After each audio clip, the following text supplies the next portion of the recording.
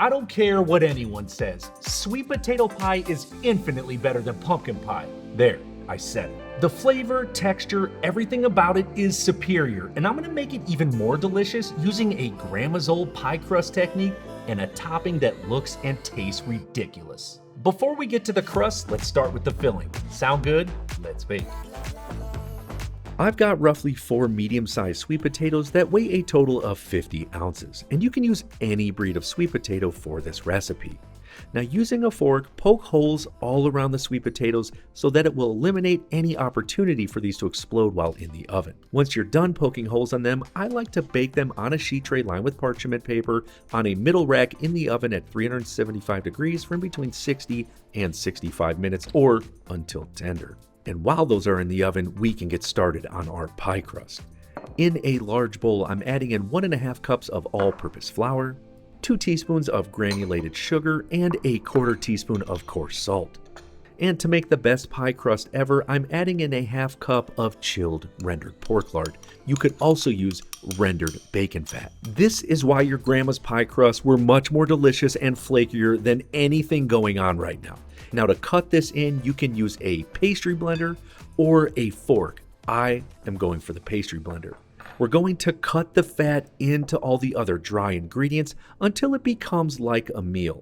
For a perfect comparison, the fat should be about the size of Mediterranean couscous. Your final consistency should break up easy with your hands, just like this. Once you're there at this stage, we're going to drizzle in a total of 3 to 5 tablespoons of ice cold water and cut that in as well. Now, you should notice that when the liquid combines with the dry ingredients, that it will start to come together to form a dough. I know I'm good when I pinch it and it holds shape just like this. The exact same process will apply with the food processor by drizzling in the water and ending in that same result. We are going to roll this out, but first you need to figure out what you want to bake it in. And I'm going to opt for a 10-inch by 2-inch deep tart pan with a removable bottom.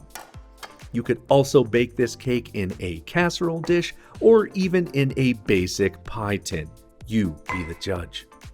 Once you've landed on what you're baking it in, let's roll out that dough. I'm going to transfer it onto a clean surface, and I like to form it into a round disc like this. Then generously sprinkle some more all-purpose flour on both sides, and using a rolling pin, we are going to roll it out until it is roughly 1/4 inch thick and about 16 to 18 inches in diameter. Now, any pie dough can be a little tough to transfer, so what I like to do is place the rolling pin on one side of the dough and simply roll it up, wrapping it all around the rolling pin. Perfect. Now, before we form it to this 10-inch tart, another really quick secret here. I'm first going to just rub on a little bit of cold butter to the bottom of the pan. Why am I doing that? Because I'm going to add in a parchment round to the bottom. Press it down to make sure that it sticks. Just adding parchment paper will help keep the pie moist, and it will also help it remove with ease. Then once it's in there, I'm just going to give it a little spray of non-stick spray. Now let's roll our dough right over the top, and then using your hands, form it to the bottom and to the sides of that tart pan or the pie pan you've decided on using. Now, to remove the excess dough in this pie pan, you can simply press it down or grab that rolling pin and roll it back out, and that will essentially cut the extra dough off on the outside. This looks perfect. And again, the same process will apply on a casserole fluted dish like this or even your pie tin. No matter what, you'll always need to remove any of that excess dough. Now, there's plenty of time left in the sweet potato baking process, so this is excellent to let our dough rest since it's been worked so much. This will help ensure that it's perfectly flaky and tender. Then once those sweet potatoes are done baking, we're going to take them out. They look perfect, they're tender. We just want to let these cool down for about 5 to 10 minutes. And then at that stage, I like to use gloves here because they're still a little bit warm and I've got some calloused hands. And you can simply peel off the sweet potato peeling, or you can use a paring knife and simply peel it. This is much easier.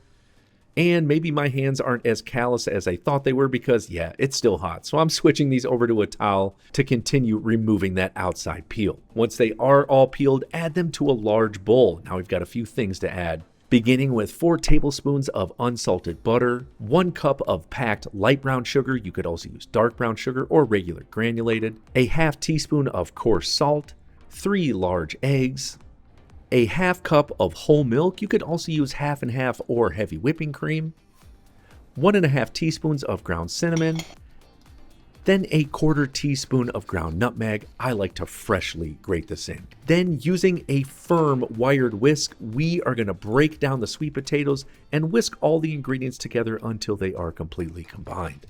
Now, because those sweet potatoes are hot, it has definitely cooked those eggs and brought them up to temperature. So guess what? I'm going to try it and see if it needs anything else like cinnamon, nutmeg, or even more brown sugar. That's why it's better than pumpkin pie. It's ridiculous. Let's break out that pie crust from the refrigerator and transfer all of our sweet potato pie filling right to the top. I like to smooth it out and flatten it out for even cooking. Looks amazing. Going in the oven on a middle rack at 375 degrees Fahrenheit, no convection, fan off, just like when you bake the sweet potatoes. And it's going to bake for a total of 60 to 65 minutes. With about 20 minutes left in the baking process, we're going to start by separating the egg whites and egg yolks from 3 large eggs. Now we only need the whites, but for those yolks, hey, make a delicious Caesar salad, or why not my Sabayon sauce with fresh berries. Now to make that meringue, we are going to add the whisk attachment to a stand mixer, add in those 3 egg whites along with a 1/4 teaspoon of cream of tartar. This is going to help stabilize the egg whites. Then we're going to add in a 1/4 cup of granulated sugar. We are going to whisk this on high speed for roughly 90 seconds or until it reaches medium peaks. If you're not sure what this looks like, take a little bit out. And if you notice the peak will fold and bend either way like this and not hold firm, we are at a perfect stage to then add in our marshmallow cream. I picked this one up from Whole Foods, but any brand will absolutely do. So we're going to scrape this right into that stand mixer and be careful because things are going to get a little bit sticky. Yeah, feel free to lick the spatula. It's ridiculously tasty. Then we're going back on high speed for an additional 60 seconds or until it reaches stiff peaks, which will look just like this, and the peak of the meringue will hold firm no matter which way you turn it. Now, before we even think of adding this to the pie, we need to figure out how we want to decorate it.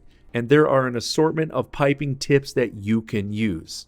And no matter which one you decide on, we're going to transfer our marshmallow meringue right to a piping bag. Now, just to show you a few options, you can make a small floret using a star tip, or you can even make a taller floret just like this. Or why not use a round tip and make a nice little swirl? Or what if I start thick at the bottom and pull up so it has a nice sharp point at the top? I think this is the one I'm going to use. But first, let's go check on our sweet potato pie. It is finished, looks and smells so good. There's no jiggle to it. It's nice and firm in the center. And if you're wondering, it will read a 175F in the center when it's done. Now I'm just going to cool this down for about 10 minutes before I begin adding on our marshmallow meringue. Now to do this, I'm going to start in the center and squeeze a little bit harder and then lessen that squeeze as I get to the top and then quickly pull up to bring about a perfect point. Now I'm just going to repeat this process all around this center point until the entire pie is coated in these little white pointy cones. This is going to look so cool, you guys, when it's done baking. Just wait, we're almost there. And once you're done, in the oven on a middle rack at 425 degrees Fahrenheit, no convection, for 10 minutes. You'll start to see how brown and crisp they are at the top. This pie is going to be so good. And once they're beautifully browned, let's take it out and let it cool on a rack. You can actually serve this hot, warm, at room temperature, or chilled.